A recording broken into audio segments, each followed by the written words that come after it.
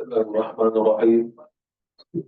وبه نستعين والعاقبة للمتقين، والصلاة والسلام على نبينا وحبيبنا محمد وعلى آله وصحبه أجمعين، وبعد. السلام عليكم warahmatullahi wabarakatuh. Kajian kita malam ini berkaitan dengan ibadah puasa, yang pada kita dah puluhan tahun berpuasa, dan mungkin puluhan tahun juga dapat Lailatul Qadar.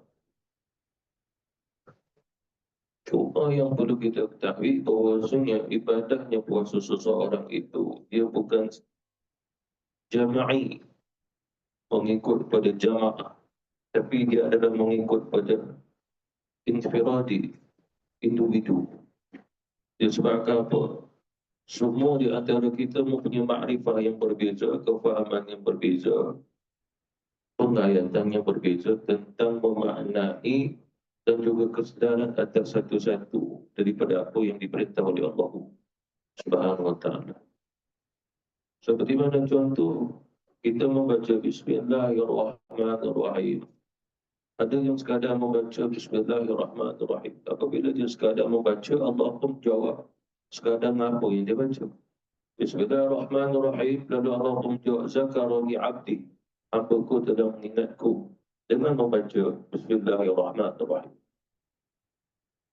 Akan tetapi apabila kita membaca Bismillahirrahmanirrahim dengan tahakkuknya, ta'alluqnya, takhalluknya, maka Allah Subhanahu wa ta'ala akan berbicara mukallamah namanya, kembali berdasarkan dengan munajat kita kepada Allah Subhanahu wa ta'ala. Sekiranya kita baca Bismillahirrahmanirrahim dengan rasa ta'zim kepada Allah, rasa keagungan Allah Subhanahu wa ta'ala, tak bacaan. Ataupun kita membaca Bismillahirrahmanirrahim kerana baina ar-raja wal khawf, pengharapan dan juga rasa takut kepada Allah Subhanahu wa ta'ala. Di mana seseorang itu mohon kepada Allah perlindungan daripada sesuatu yang bahaya, lalu dia berdoa, ya Allah lindungilah aku daripada bahaya ini. Itu. Ataupun seseorang itu membacanya untuk mendapat barakah, dan Allah Subhanahu wa ta'ala memberi barakah dalam Bismillahirrahmanirrahim. Oleh kerana itu, seseorang itu beramal berdasarkan makrifah dia. Itu. Jadi berkaitan dengan ibadah puasa, seperti mana dalam isi kandungan khutbah kita Jumaat, cerita beberapa bahagian puasa. Akan tetapi kita tidak akan pernah melihat satu ibadah puasa yang terbaik mereka berlaku pada zaman Rasulullah sallallahu alaihi wasallam saja.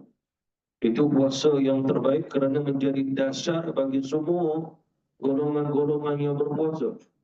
Yang awam, yang khusus, yang khawas ala khawas, itu dasarnya berlaku pada zaman Rasulullah sallallahu alaihi wasallam. Itu.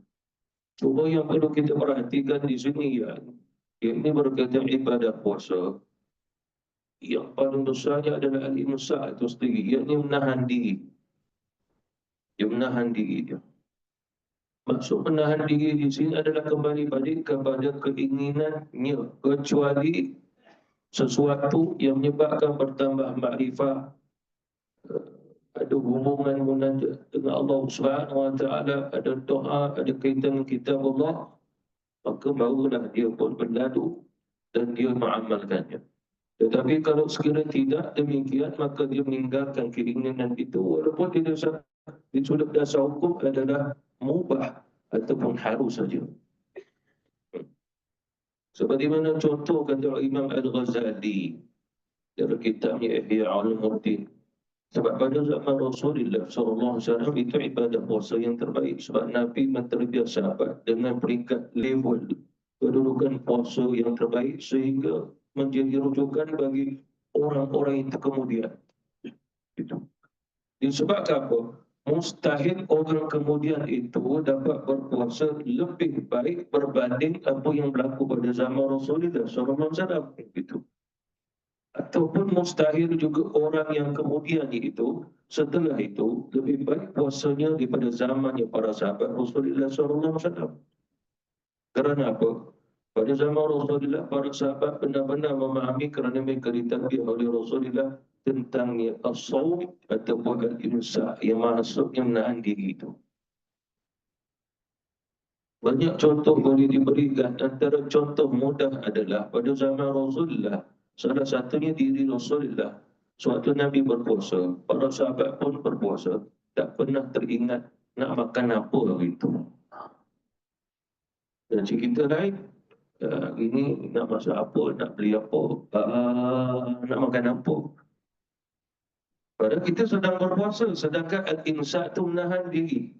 Tahan diri jangan sampai ada keinginan demikian. Oh gitu. Itu baru satu contoh tu. Kita puasa puluhan tahun agaknya ada tak yang macam ni? Mestilah ada. Lebih lagi sikit kita anak kita tanya bapa nak makan apa berbuka nanti. Itu. Kita ingat nak puasa cara sufi, secara tasawuf. Isteri tanya nak berbuka apa dah gagal dah tu. Sebab kita juga yang nak pergi carinya. Tak jadi sufinya. Disebabkan apa? Itu keinginan. Oleh kerana itulah tidak pernah kita melihat puasa yang terbaik melainkan Rasulullah. So ulama menggali caranya Rasulullah berpuasa. Cari melalui sunnah-sunnah, hadis-hadis dan apa yang disabitkan daripada Rasul melalui sahabat. Lalu sabitlah daripada hadis-hadis yang sahih, hadis-hadis yang hasan, begitu juga hadis-hadis yang dhaif pun ada juga. Lalu kata sahabat Rasulullah, kami memerhatikan Nabi berpuasa. Itu. Nabi banyak diam.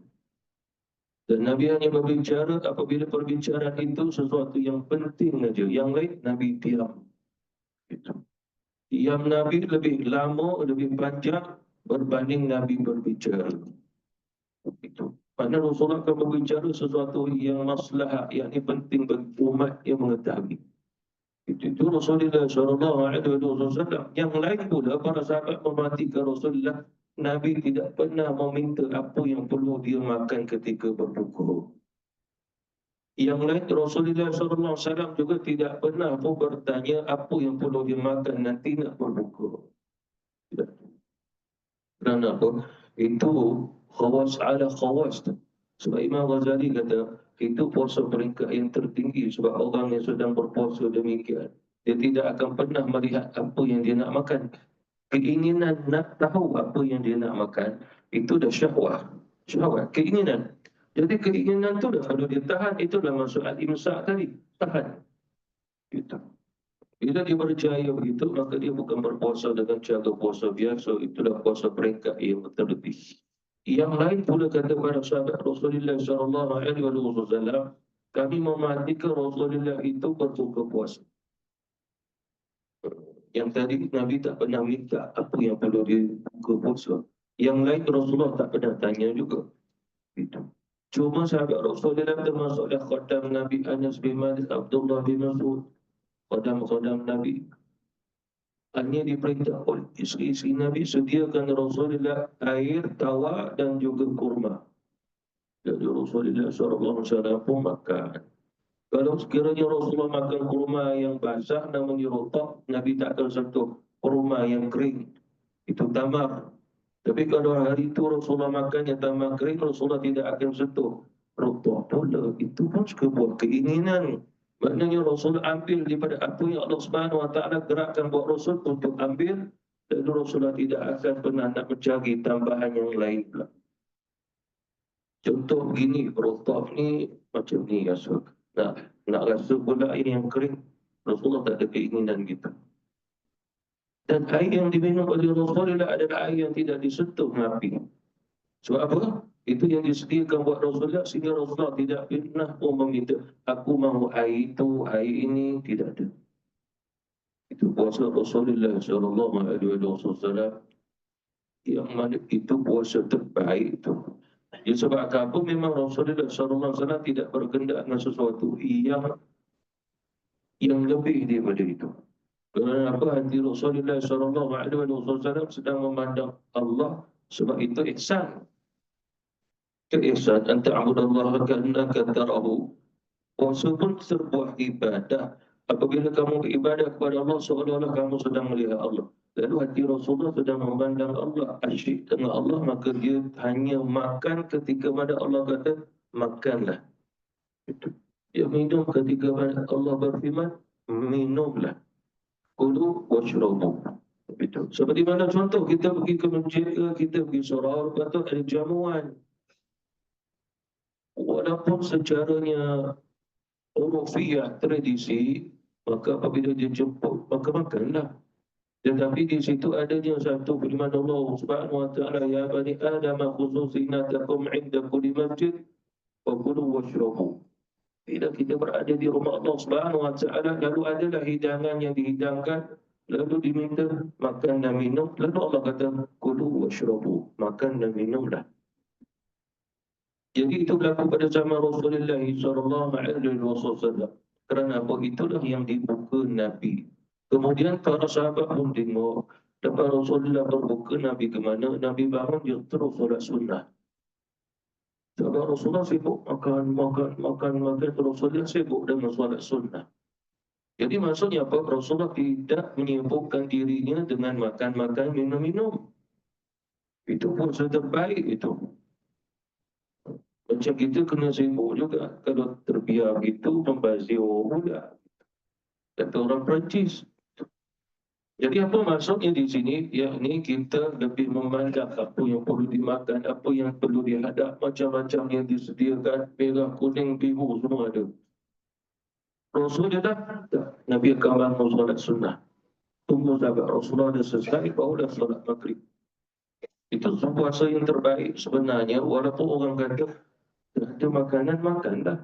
Kenapa nak pula nak sekian. Kita hanya bercerita tentang puasa yang terbaik. Bukan kita kata tak boleh. Bahkan tak ada ulama memakruhkan perkara itu. Yang memakruhkannya kata ulama apabila melambat-lambatkan untuk makan, itu ada. Yang lain pada Rasulullah berpuasa, dia ada puasa khusus untuk dia yang dilarang bagi umat tiru. Jadi khadam-khadam Rasulullah sediakan kurma beberapa biji, air yang tak disentuh api, air tawar. Rasulullah tak sentuh. Nabi hanya bangun, Nabi pun solat.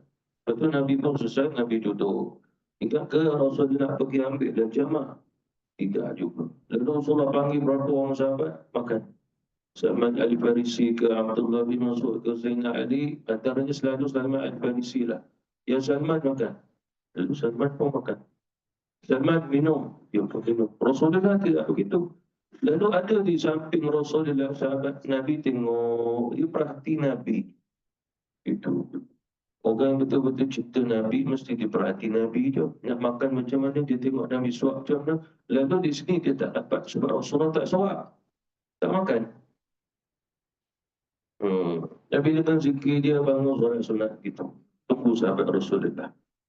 Yang lain Rasulullah tak bangun solat sunat, cuma Nabi berhadap ke arah kiblat, Nabi zikir dia, tunggu sahabat tu aja. Yang lain pula adalah Rasulullah SAW masih berada di rumah. Biar sahabat makan, barulah kumpul balik ke masjid. Jadi di rumah tu sahabat pun tengok Nabi tak menjamahnya. Bila dia tak menjamah, Rasulullah tak menjamah, sahabat tadi khadam Nabi pun tak ambil menjamahnya. Lalu Rasulullah mula bertanya, mengapa kamu tak makan? Ya Rasulullah, aku melihat kau juga tak makan. Nabi kata, aku diberi makan oleh Tuhanku. Apa maksudnya? Ini khusus buat Rasulullah. Bila Rasulullah akan makan, bila dah habis makan, dah masuk isyak, baru Nabi makan. Itu khusus untuk Rasul, itu namanya wisal. Maknanya Rasulullah sambung lagi sampai isyak. Sebab dulu-dulu memang puasa kita isyak baru makan. Ajmah. Bila sahabat Rasulullah ada yang pitam, ada yang pingsan, lalu tu yang Allah Subhanahu wa taala turunkan ayat boleh makan ketika matahari dah terbenam. Dapat tu boleh makan lagi sebelumnya terbitnya fajar, makna kita boleh sahur. Dulu-dulu puasa, dulu tu tak boleh. Maknanya masuk maghrib tak boleh makan, tunggu ke isyak. Lalu Rasulullah bila masuk maghrib, Allah bagi Nabi makan. Tak nampak sesiapa. Itu khusus. Ada dalam beberapa kitab syarah hadis yang saya baca, kata ulama Allah Subhanahu Wa Taala beri kepada Nabi apa yang ada di syurga masuk ke dalam jiwa dia. Makanan-makanan syurga masuk. Cukup membadai buat Rasulullah membina kekuatan dengan makanan itu. Cuma bukan dengan masuk mulut punya telan masuk perut. Tak. Itu satu cara kata ulama-ulama dalam syarah hadis itu caranya kerohanian ni. Kita pun tak boleh nak menggambarkan perkara tersebut seperti mana ahli syurga kata Rasulullah mereka akan makan. Sekali makan macam 70 tahun makan tak berhenti. Makan dah banyak dalam perut tak ada makanannya. Lalu juga ke kerongkong tapi tak tersimpan dalam perut. Itu makanan syurga. Lalu begitu juga Rasulullah SAW dapat makanan itu. Lalu Rasulullah pun terus sampai isyak, solat isyak dengan para sahabat. Lepas tu Rasulullah pun balik rumah. Awal Ramadan Nabi buat begitu kerana apa? Kerana Rasulullah SAW mahu melihat, mahunya para sahabat memandang ibadah itu tidak diberatkan. Gitu. Sebelum itu, sebelum Allah Subhanahu Wa Taala perintah, makna keringanan solat malam itu sebelumnya jadi wajib. Bila wajib, Rasulullah kata, siang hari Allah baru perintahkan kamu puasa sepanjang siang. Malam kamu kena qiyamul lail. Apa maksudnya? Qiyasnya jadi wajib. Maknanya kalau qiyamul lail itu dah jadinya dia jadi wajib kerana dikiaskan puasa siang hari. Lepas tu Rasulullah SAW mohon kepada Allah agar diringankan, Allah pun jadikan nafilah. Sunnah saja. Makna solat malam pada malam Ramadan tu sunnah tak jadi wajib. Bila tak jadi wajib tu yang lepas isyak, Nabi terbalik. Sebab kaedah begini, para sahabat Rasulullah, bila melihat Rasulullah buat sesuatu, Nabi akan istiqamah, para sahabat memandang dia wajib. Dia jadi wajib. Dan Rasulullah SAW bila lihat para sahabat dah rasa bersalah, bila tak buat, maka itu yang Rasulullah mohon kepada Allah Subhanahu Wa Taala. Kemudian Rasulullah pun beritahu kepada para sahabat, Allah tak wajibkan. Itu kaedah, itu daripada Allah Subhanahu Wa Taala, itu hadiah bagi kita daripada Allah Subhanahu Wa Taala. Jadi puasa yang terbaik Pak berkaitan berbuka mesti adalah Rasulullah Sallallahu Alaihi Wasallam. Sehingga isteri-isteri Nabi pernah ditanya apa yang dimakan Nabi ketika mana sahur. Lalu dia jawab yang isteri-isteri Nabi, kurma. Apa yang dimakan oleh Rasulullah ketika mana berbuka puasa? Jawapannya kurma juga. Tak kisah dah ramah ke rotok, asalkan jetak di kurma. Adakah Rasulullah makan yang lain-lain? Ada, tetapi bukan ketika makna bersahur dan juga berbuka, tapi pada waktu lain. Apa maksudnya? Rasulullah balik ke rumah, sebelum Nabi tidur, Nabi akan makan. Makan roti ke apa ke, Nabi akan makan. Kemudian sahur sekadarnya kurma saja dan air. Itu. Tapi Nabi makan malam tu bukan niat sebagai sahur. Itu memang kadang-kadang Rasulullah makan lauk malam-malam. Makan roti malam-malam. Itu. Berbuka puasa Rasulullah hanya makan kurma. Lalu ulama kita memandang apa Rasulullah tak makan pula macam kita buat ni. Lalu ulama-ulama kata sahur saja yang ajar, sahur saja yang jawab. Ulama-ulama syariat tak jawab. Dia kata perkara ni bukan makruh, perkara ni pun tak haram pun kalau makan berat. Tapi tasawuf dia ambil, dia memperhalusi. Dia kata, seperti mana kata Imam Al-Ghazali, salah satu sunnah dalam berbuka puasa adalah tidak makan yang berat-berat dan banyak-banyak makan. Jumpa ke Imam Al-Ghazali dari Ihya Ulumuddin. Mengapa agaknya? Tapi Imam Al-Ghazali pun menyebutlah di antara ulama yang berbicara berkata bahawasanya para Nabi Rasul dulu pun berbicara. Yakni apabila saja seseorang itu makan berat-berat, sedangkan malam itu nak beribadah, maka memberatkan ibadah dia. Betul, bila perut kita dah ada itu, dah ada ini, kemudian dia sakit perut dah. Baru masuk 2 rakaat dah sakit perut. Lepas tu pergi tandas, balik-balik habis 20 rakaat. Luar biasa rekod dia tu. Rekod. Balik-balik habis 20 rakaat. Ialah imam baca laju. setengah jam dah habis dia duduk dalam tandas pun lebih kurang begitu juga. Sebab nak keluar apa yang penuh dalam perut tadi. Jadi kata Imam Al-Ghazali dan ulama-ulama yang lain, dia akan mengganggu gitu. Lalu di sini dah nampaknya bagaimana Rasulullah menterbiat para sahabat, jangan makan berat-berat. Masuk berat-berat di sini dua. Yang pertama adalah setengah perut kamu penuh dengan makanan. Setengah. Itu nama berat. Yang kedua kata ulama-ulama adalah makanan-makanan yang kamu makan itu prosesnya menyebabkan sampai satu tahap kamu kena pergi buang cepat. Betul. Macam kita makan nasi, macam makan buah ni, air fish oil lah, air sirap lah, dia cepat proses. Lebih-lebih lagi air yang masam-masam berasid, lagi dia cepat proses. Yogurt ke, itu. Benda-benda tu yang kita makan tu cepat proses. Jadi akhirnya terganggu. Walaupun mungkin kita pun tahan dan tak pergi ke tandas, tapi dia mengganggu kekhusyukan, dia ganggu macam tu. Jadi ulama tasawuf memperhalusi. Lalu oleh kerana itulah Rasulullah SAW pun makan kurma. Kerana apa? Nak membina kekuatan. Itu. Sebab lebih baik makanan berbuka, memang kurma. Sebab di mana dia Rasulullah, apabila kamu berbuka, maka makanlah kurma. Tapi kalau sekiranya tidak ada, kamu cari air yang tidak disentuh api, kamu makan. Kamu minum. Ya, Rasulullah SAW tak kata bahawasanya gantilah akan kurma dengan buah sekian. Asalkan buah. Tidak. Rasulullah kata masukkan air dalam perut kamu. Air yang tidak disentuh api. Lalu di sini pertanyaan. Sebab Rasulullah SAW dia pandai bakti perubatan. Jadi perut kita kosong. Jadi pertanyaan mengapa kerana kita tak boleh minum air yang disentuh api? Mana air yang dimasak? Macam-macam air kita minum selalunya masak dulu. Air apa yang tak sentuh apinya? Bukan senang nak carinya. Air kowe pun elektrik juga, api juga. Air kowe itu kan api lalu. Sama juga. Disentuh api juga. Ini air yang tak disentuh api pada zaman Rasulullah biasanya minum air telaga. Kita hari ini cari air mineral lah. Asalkan dia punya mesin besar, dia tu pun tak pakai api juga. Itu. Kalau pakai api tak jadi juga. Mana nak cari air itu? Kita nak buat telaga belakang rumah, IPS kacau pula, tak bagi. Kalau kat kampung buat, kampung saya buat, tak ada siapa kacau, ada juga air telaga. Segar minumnya. Jadi di sini Rasulullah SAW kata jangan minum air yang disentuh api. Lalu ulama ada dua.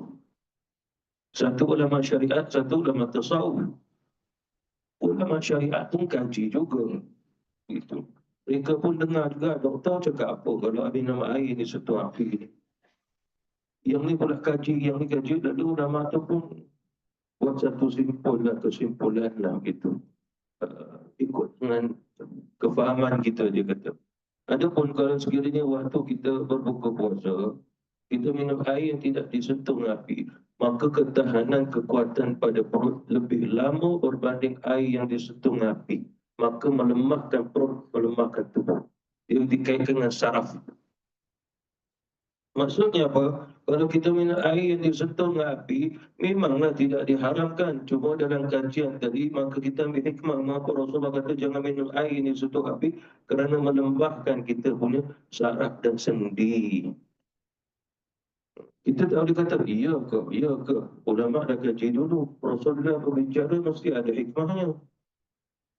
Berbanding kalau tidak disentuh. Bila tidak disentuh, maka dia tidak melemahkan saraf ataupun sesuatu yang berkaitan dengan tubuh itu. Maknanya menunjukkan memberinya kesegaran dan juga kekuatan. Oleh kerana itulah pada zaman Rasulullah, ulama-ulama kita pun menggaji. Mengapa para sahabat itu mempunyai kekuatan yang sungguh luar biasa untuk beribadah? Sangat luar biasa. Bagaimana kita nak tahu mereka solat berjamaah luar biasa sebab tidak ada komplain-komplain. Itu. Bila ada komplain tu, itu baru kita tahu adanya sesuatu yang perlu diperbaiki. Itu. Zaman sahabat Rasulullah tidak ada. Pada zaman Umar pun tengok ramai betul orang berada di masjid Rasulullah.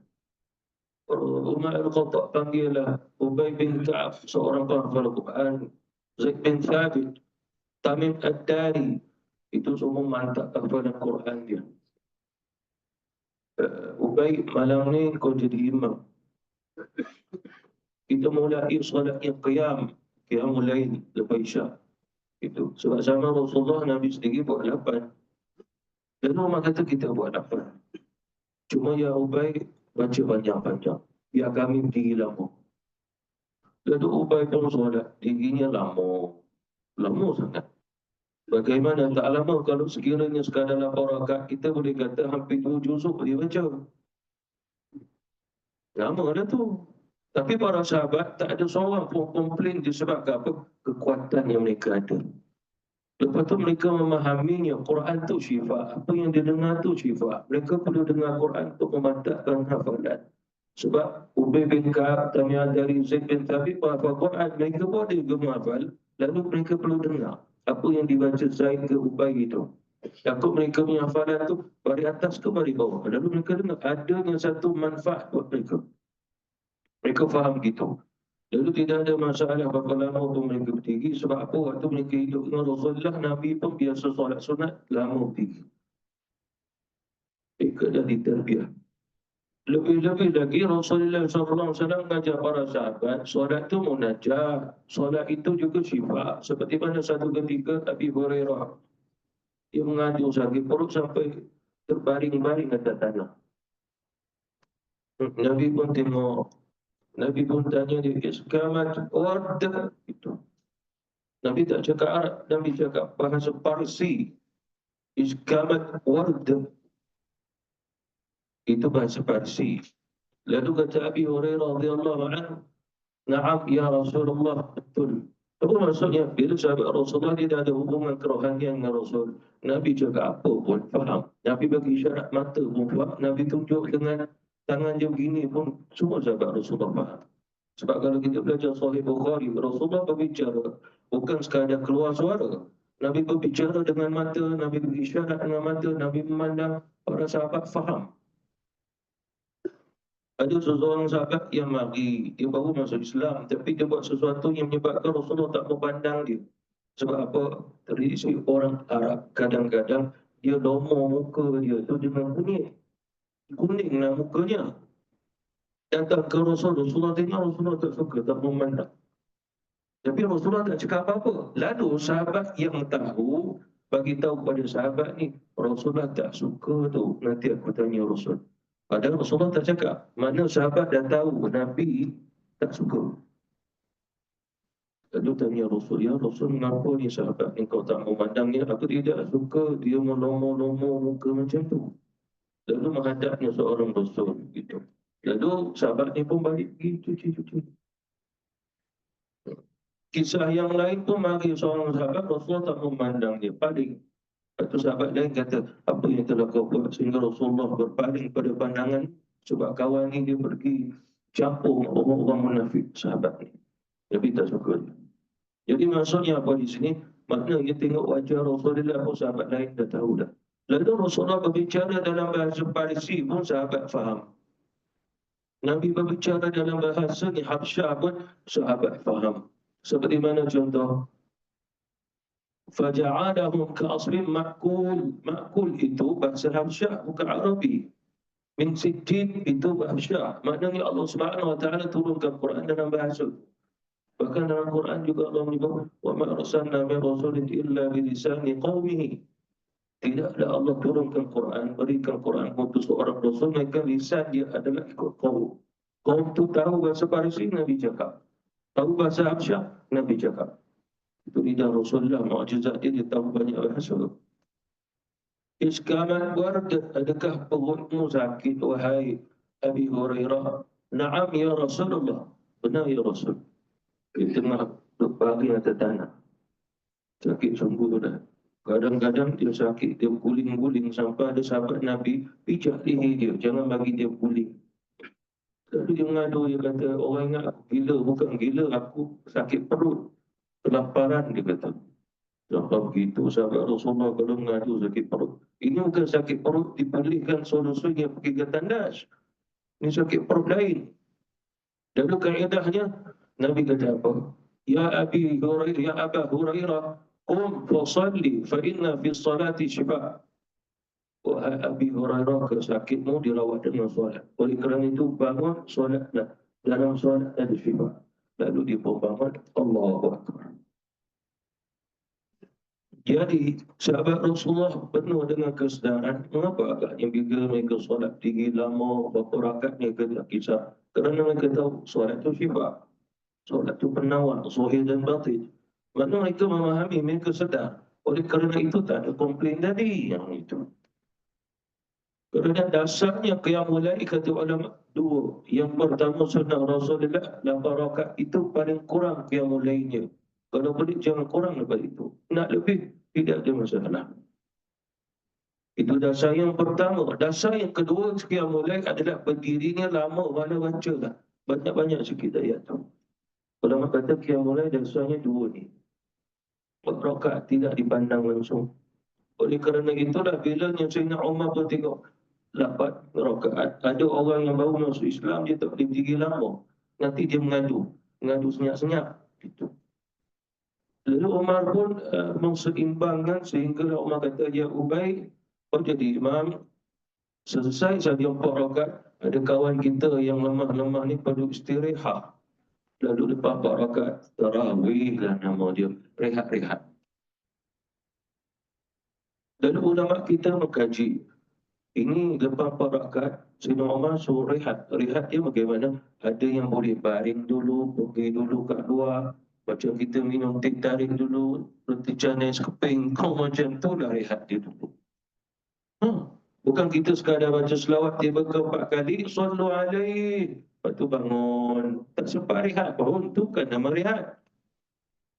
Rehat tu bentuk rehat. Sehingga ada sahabat Rasulullah nak baring dulu. Baring-baring dengkul dia. Tidur. Betul bangun ambil uduk, solat balik. Lepas tu habis 8 rakaat, rehat balik. Itulah mulanya munculnya at-tarawih. Cuma Sayyidina Umar bagi tahu kepada Ubay, dia buat 20 rakaat. Tapi rehat-rehat. Untuk apa? Sebab Sayyidina Umar faham dia ditarbiyah oleh Rasulullah. Yang 4 ni lah bagi orang yang tak larat tadi mesti dia berehat. Bila ada keseimbangan solat itu dah ada rehat-rehat, maka orang yang memang asal tak kuat akhirnya terima dan jadi kuat. Sebab apa? Keseimbangan tu dia dah dapat rehat lepas 4 rakaat. Itu yang pada zaman Sayyidina Umar bin Abdul Aziz, bahkan dulu pada zaman Imam Malik. Sebab ini mereka nak sama mula akhir dengan imam di Mekah, Madinah itu sama. Lalu akhirnya mereka mendapat tahu bahawa jarak antara Mekah Madinah itu, sehingga mereka perlu menambah lagi dengan beberapa jumlah rakaat. Jadi maksudnya adalah orang yang berada di Mekah akan buat 20 rakaat. Tetapi setelah habis 4 rakaat mereka akan tawaf. Tawaf itu rehat mereka. Siapa yang tak mau tawaf, rehat dan baring-baringlah lepas 4 rakaat. Jadi orang yang berada di Madinah, dia tak tawaf, lalu dia bangun, dia solat. Sehinggalah di Madinah 36 rakaat bersama 20 rakaat di Mekah. Akhirnya Imam Malik pun berfatwa bahawa salah satu amalan yang berlaku di Madinah 36 rakaat sehingga diambil oleh Umar bin Abdul Aziz. Itu sunnah. Nak bagi sama-sama mula dan sama-sama habis. Lalu dikira-kira tambah lagi sehingga dapat 36 rakaat. Adakah berat? Tidak berat. Sebab mereka dah faham maknanya solat itu apa, hakikatnya solat itu apa. Lalu mereka pun buat dengan penuh kegembiraan dan juga penuh mahabbah, cinta. Lebih-lebih lagi pada zaman Rasulullah, mereka sendiri nampak Rasulullah datang. Nabi datang malam 25. Pada sebelum itu Nabi tak pernah datang. Cuma Nabi kata, qiyamul lail. Nabi pun 10 malam terakhir, Nabi SAW duduk dekat masjid, iktikaf. Lepas tu habis isyak, Nabi balik. Sahabat yang lain iktikaf lagi. Sahabat Rasulullah lepas isyak macam kita hari ni pukul 10 kan Nabi pun balik. Nabi tak ada iktikaf 24 jam gitu. Lalu bila Nabi dah balik, para sahabat Rasulullah pun tak pernah tengok Nabi datang balik masjid. Cuma mereka iktikaf, duduk baring lah, duduk sana, duduk sini malam tu kedap-kedap. Tengok-tengok satu cahaya mari masuk ke masjid. Rupanya Rasul. Nampak wajah Rasulullah masuk. Lepas tu Nabi kata, Allahu Akbar. Khadam ni ikut sekali. Duduk sebelah Nabi. Lepas tu sahabat yang lain pun cakap, itu Rasulullah. Maka akhirnya mereka pun buatlah jamaah. Makin ramai ke belakang. Rasulullah tak suruh pun. Nak ikut tak ada masalah. Dan tu Rasulullah pun solat. Dan bukan semua ikut. Sebab yang lain pun ada yang balik rumah juga. Ini ada di masjid Rasul. Ikut. Bila mereka ikut, mereka pun dah ada pengalaman bagaimana solatnya qiyamul lail Rasulullah. Pada 25. Lalu sahabat yang ada pengalaman malam tadi ceritalah besok. Sebab ada sahabat tak tahu Rasulullah datang malam tu. Kalau dia tahu, mereka pun nak datang. Sebab malam 26 Rasulullah tak datang. Jadi tanya, malam ni Rasulullah datang lagi? Tidak tahu sebab Rasulullah pun tak bagi tahu. Cuma ceritanya adalah semalam aku sempat mana waktu tu malam 25 solat dengan Rasulullah. Macam mana pengalaman solat dengan Rasulullah? Sangat membimbangkan. Membimbangkan. Mengapa agaknya? Sebab kami khawatir tak sempat balik rumah untuk sahur. Apa maksudnya? Nabi solat pada tengah malam tu, ini nak sampai ke subuh dah ni. Sebab apa? Saat-saat tu sahur lah kita kata hari ni setengah jam, 10 minit sebelum masuk subuh tu. Mustahil Rasulullah akan solat bila dah masuk subuh. Nabi orang yang tak akan tahu lah waktunya. Tapi bimbang disebabkan kami bimbang hampir-hampir kami khawatir tak sempat nak sahur. Itu mesti kes macam kita nak makan nasi, makan daging tu. Itu. Tapi kalau sekira makan kurma minum air, dia tak bimbang lah. Itu. Memang dah biasa minum, makan gitu macam Rasul. Dia tak bimbang. Dah 10 minit pun. Kita mana boleh 10 minit, itu bimbang. Maka sahabat ni pun bimbang. Lalu bila sahaja sahabat ni dah cerita malam tadi Rasulullah datang, lalu malam 26 ni mereka pun ramai-ramai dah datang. Tengok Rasulullah tak datang. Malam 27 Rasulullah datang. Mereka dah tunggu. Akhirnya solat belakang Nabi ramai. Lepas tu malam 28 Rasulullah tak bagi. Sehinggalah malam yang ke-29 Nabi mari balik. Bila mari Nabi Rasulullah SAW baru Nabi cerita, aku tahu daripada malam 26 kamu tunggu, malam 28 kamu tunggu, tapi aku tak datang. Kalau dah 25, 26, 27, 28, 29, 5 hari ni aku datang, kamu akan memandang bahawa wajib ibadah hujung Ramadan qiyamul lail itu. Sahabat Rasulullah kan kira begitu. Jadi aku khawatir kamu jadikan wajib, aku tak mau datang. Itu Rasulullah rahmatan lil alamin. Para sahabat dah hampir-hampir. Sebab apa begini? Logik para sahabat, dia mempelajari sunnah Nabi ini ada dua. Satu sunnah yang nafilah, dia takkan wajib. Satu lagi sunnah yang jadi wajibah. Jadi sunnah yang wajibah adalah bila Rasulullah akan datang beramalkan sesuatu betul-betul. Takkan jadi sunnah yang wajibah. Tetapi kalau sekiranya tidak, maka dia akan menjadi nafilah biasa saja. Lalu Rasulullah tak datang.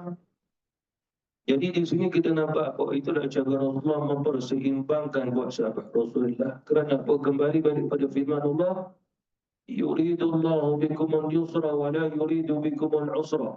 Allah Subhanahu wa taala tidak mahu kamu jadi susah, tapi Allah mahu kamu jadi senang saja. Kerana apa? Tidak mahu disebabkan qiyamul lail, ada yang masuk ICU begitu. Sebab qiyamul lail besok tidur dia sampai pukul 4 petang. Bangun pun nak solat zuhur, lepas tu nak sambung tidur sampai nak buka puasa. Sebab apa? Qiyamul lail punya pasal. Rasulullah tak mahu umat dia macam tu. Yang lain pula agar umat dia boleh memperseimbangkan walaupun sedikit, tapi istiqomah buat. Itu. Walaupun mungkin tak boleh nak ikut macam Rasulullah buat. Sebab satu ketika tu Rasulullah baca hampir 5 juzuk. Tapi waktu tu tak abai. Nabi buat dekat rumah. Khadam dia ikut. Dia dah cerita. Akhirnya Rasulullah solat. Nabi baca surah Al-Baqarah. Akhirnya Rasulullah nak rukuk. Tak rukuk sampai selesai Baqarah. Baru dia rukuk. Lepas tu bangun Rasulullah baca surah Ali Imran. Lepas tu surah An-Nisa. Selesai 2 rakaat. Itu 2 rakaat itu nak sampai ke surah An-Nisa hampir 5 juzuk tu. Itu yang bertanya Aisyah, bagaimana solat malam Rasulullah? Solat malam Rasulullah, apapun kamu tak mampu untuk ikut. Itu Tu Aisyah kata. Mengapa kekuatan tadi? Itulah kita baru nampak, oh saya mengapa Rasulullah puasa dia begini, amalan dia begini, dia bercakap begini, semuanya praktikal dia betul-betul. Sebab dia Nabi Rasul Uswatun Hasanah. Barulah kita nampak hikmah dia begitu. Barulah kita nampak itulah hadil ibadah. Baru kita nampak. Tapi kalau kita ni nampak makan-makan, sikit-sikit makan, itu dah jadi urufiah, tradisi. Ada orang marah, dah bagi makan, makan je lah begitu. Iya, tapi kita kena lihat diri kita dapat tak membina kekuatan dengan makanan tu ataupun melemahkan kita. Dia pertanyaan kat situ. Tu pasal daripada awal tadi saya kata, berkaitan dengan hati ini bukan jamaah. Dia kaitan dengan diri individu. Kalau kamu tak pernah makanlah banyak sebab kau makan banyak pun kau boleh kuat bertenaga banyak ibadah. Macam aku tak boleh. Itu kaedahnya. Maknanya dia tak boleh nak sambung semua. Dia ikut pada tinggi dia, perut dia, kekuatan dia. Apa lagi kita ada penyakit mana nak boleh makan sedap-sedap pula tu. Itu. Wallahu ta'ala alam. Semoga Allah bantu kita untuk terus siam, iaitu dah berpuasa Ramadan dengan jaya. Wabillahi taufiq wal hidayah. Wassalamualaikum warahmatullahi wabarakatuh.